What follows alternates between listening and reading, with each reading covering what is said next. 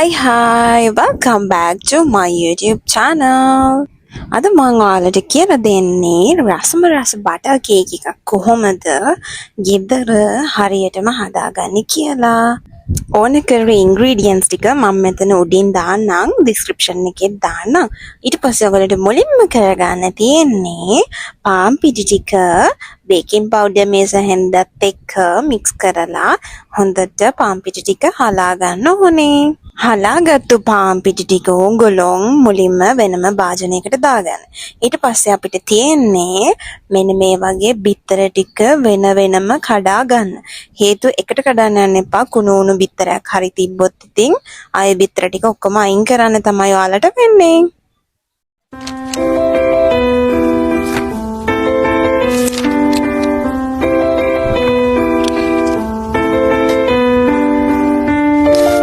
ඊට පස්සේ ඉතින් ඔයාලට තියෙන්නේ බැටර් එක හදාගන්න වෙනම භාජනයක් අරගන්න එක තමයි. වෙනම භාජනය ඔයගොල්ලන් අරගෙන මුලින්ම අපි බැටර් එක හදාගන්න අපිට ඕන වෙනවා අපේ බටර් 500 බ්‍රෑන්ඩ් ප්‍රොමෝටින් එකක් නෙමෙයි මෙඩෝලිය එකේ කේක් හැදුවම හරි රහයි ඇස්ට්‍රා එකෙත් රහයි මෙඩෝලිය එකේ තවුලක් නැහැ මෙඩෝලිය එක ඇස්ට්‍රා එකට වඩා ගාන ටිකක් අඩුයි බටර් එක මෙල්ට් වෙන්න මම තිබ්බා ගෙනාවට පස්සේ මම ෆ්‍රිජ් එකේ දැම්මේ නැහැ මොකද අයිස් වුණාට පස්සේ අපිට බීට් කරගන්න අමාරුයිනේ බටර් එක ටිකක් මෙල්ට් වෙන්න තියන්න ඕනේ එළියෙන් බටර් ටික මේ වගේ ඔක්කොම හොඳට දාගන්න ඔයාලා ඔයගොල්ලන්ගේ භාජනයේට ඊට පස්සේ තියෙන්නේ ඔයාලා ගත්ත සීනි 500 මෙන්න මේ බටර් දාගත්තු එකටම දාගන්න තමයි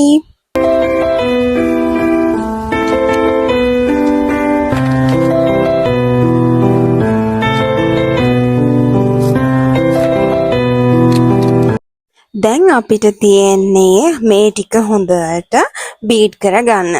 මේ බීට් එක නම් මහ ලොකු ගාණක් නැහැ. මම ගත්ත රුපියල් 2000 ගාණයි. අපේ ඉතින් එදිනෙදා වැඩ ටික කරගන්න මේක ඉතින් ලාභයි. මම ඉතින් දැන් මේක මේ හොඳට බීට් කරන ගමන් තමයි ඉන්නේ. මේකේ සීනි කැට ටික දිය වෙන්න හොඳට බීට් කරගන්න ඕනේ. මම ඔයාලට ට්‍රික් එකක් කියන්නම්. අනිවාර්යෙන් මේ සීනි ටික ඔයාලට පුළුවන් මෙහෙම බීටර් එකක් නැත්තම් ඔයාලට ලේසි ළමයි සීනි ටික බ්ලෙන්ඩ් කරලා ගන්න. එතකොට මේ ඕගොල්ලන්ට විස්ක් එකෙන් මේක හොඳට මික්ස් කරගන්න පුළුවන්. බීටර් එකක් තියෙන අය ඉතින් බීට් කරන්න. බීටර් එකක් තියෙන අය වුණත් ඉතින් සීනි ටික බ්ලෙන්ඩ් කරලා ගත්තට ඉතින් ප්‍රශ්නයක් නැහැ. මතක තියාගන්න හොඳට සීනි කැට නැති වෙන්න මේක බීට් වෙන්න නම් ඕනේ. මේ පේනවද බීට් වෙන්න සීනි ටික හොඳට දිය වෙනවා මේ වගේ හොඳ ක්‍රීම් එකක් එනවා බලන්න මේක ටිකක් එකතු කරාට පස්සේ තාම සීනි චූටි කැට තියෙනවා ඔයාලා මේකට සීනි ගද්දී බ්ලෙන්ඩර් එකක් නැති අයට මම කියන්නේ සීනි ගද්දී කඩවල් වල තියෙනවා චූටි සීනි කැට එක. ඒක ගන්න. එතකොට ඉක්මනට මේක බීට් වෙනවා. අර මහත් එක ගත්තාම නම් බ්ලෙන්ඩ් කරලා දාන තරමටම ලේසි. ආයි තියෙන ඉතින් බීට් කරන්න තමයි. දැන් මේ මික්ස් එකේ හොඳට සීනි ටිකක් දිය වෙලා හරියටම ඇවිල්ලා තියෙන්නේ ඊළඟ ස්ටෙප් එක තමයි අපි අර මුල කඩගෙන අයින් කරපු බිත්තර ටික තියෙන්නේ අන්නේ බිත්තර දාලා මේකයි බීට් කරන්න ඕනේ බිත්තර ඔක්කොම එකපාර දාගන්න එපා බිත්තර එක එකක් දෙකක් දාලා එහෙම බීට් කරගන්න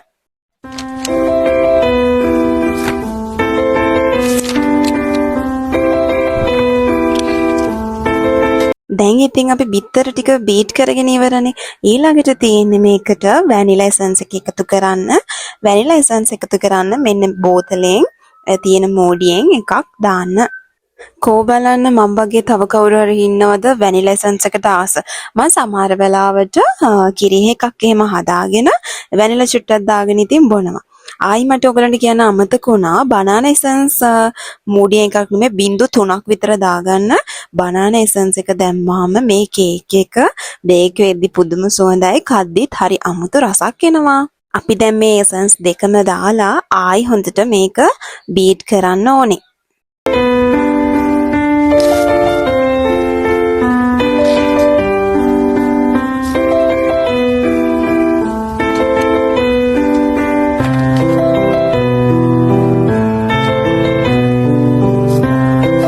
ඒකත් බීට් කරගෙන ඉවරුණාට පස්සේ අපේ ඊළඟ ස්ටෙප් එක තමයි පාම් පිටි දාන එක. දැන් අපි අපේ බීටරේ අයින් කරන්න ඕනේ. දැන් අපි බීට් කරන්නේ නැහැ ආයෙමත්. මේ පාම් පිටි දාගෙන ඉවරුණාට පස්සේ මේ බැටර් එක මික්ස් කරන්න ඕනේ එක පැත්තකට. මේ පාම් පිටි වල කැට එහෙම හිටින්න නැති වෙන්න හොඳට මික්ස් කරන්න ඕනේ.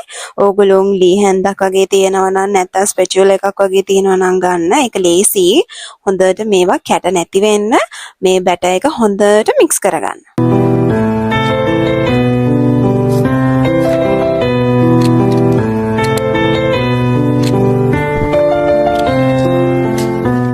මතක තියාගන්න දෙයක් ඔයාලා මේ බැටර් එක හදාගද්දී ටිකක් ලොකු භාජනයක් ගන්න නැත්නම් ඔයාලා මික්ස් කරද්දී එහෙම ඔයගලන්ට කරදරයි. අනිවාර්යෙන් පොඩි භාජන ගන්න නැතුව ටිකක් ලොකු භාජනයක් ගන්න. එතකොට හොඳට අතපය විහදලා මේ බැටර් එක මික්ස් කරගන්න පුළුවන්. මේ තියෙන්නේ මගේ සීක්‍රට් ඉන්ග්‍රීඩියන්ට් එක. මම පිටිමේස හැඳි දෙකකට උණු වතුර චුට්ටක් දාලා හොඳට මික්ස් කරගත්තා.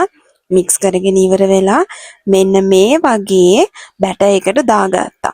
මේකෙන් වෙන්නේ මේ බැටර් එක ඒ කියන්නේ කේක් එක පිච්චෙද්දී අමුතු සුවඳක් ඒ වගේම හරිම රහක් තමයි කේක් එකට එන්නේ. පිටි කිව්වට පාන් පිටි නම් නෙවෙයි හොඳේ කිරි පිටි. ඒ ටිකක් දාලා මේක ඉතින් හොඳට මික්ස් කරගන්න.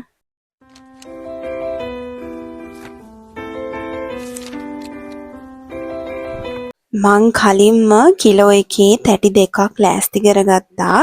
ඒ කියන්නේ කිලෝ දෙකක්. එතකොට එක තැටියකට කිලෝ එකක් පුච්චන්න පුළුවන්. මං ඒකේ යට බටර් ගාලා, එතකොට තෙල් කඩදාසි එහෙම දාලා තමයි මේක ලෑස්ති කරගෙන මේ තියෙන්නේ. මේ බැටර් එක දාද්දී හරියටම හැම පැත්තම සමාන වෙන විදියට දාන්න. නැත්නම් එක පැත්තක් ඉසිලා පිපිරෙන්න පුළුවන්. ඒකෙන් ඔයාලා මෙන්න මේ වගේ ස්පැටියුලා එකක් අරගෙන බැටර් එක ටිකක් දාලා ආයි ඒක පොඩ්ඩක් හරියට හදලා ආයි බැටර් එක දාන්න. එතකොට උගලන්ට ලේසි. නැත්තම් මේ එක පැත්තකට විතරක් දැම්මොත් මම කලින් කිව්වා වගේ පිපිරෙන්න පුළුවන්.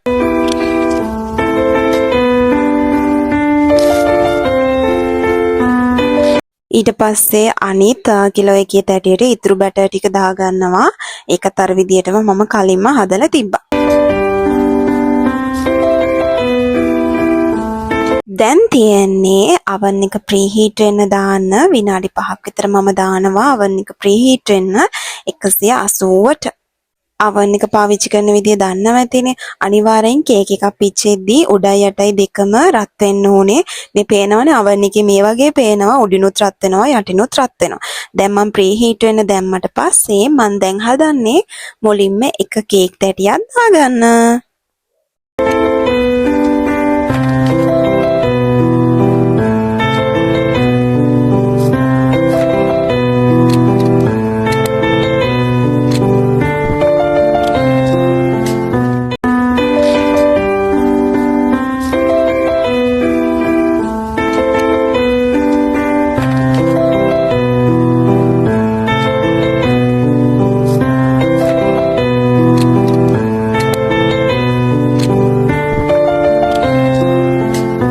මේ බලන්න ළමයි කේක් එක ලස්සනට පිච්චිලා හොඳටම ඇවිල්ලා ඔයාලටත් පුළුවන් මම මේ ගත්ත විදිහටම ඉන්ග්‍රීඩියන්ට් අරගෙන මම මේ හැදුවා වගේම හදන්න. හදලා බලලා රස කියන්න. අමතක නොකර මගේ හිරුණියන උත්‍රා YouTube channel එක subscribe කරන්න, like කරන්න, share කරන්න අමතක කරන්න එපා. bye.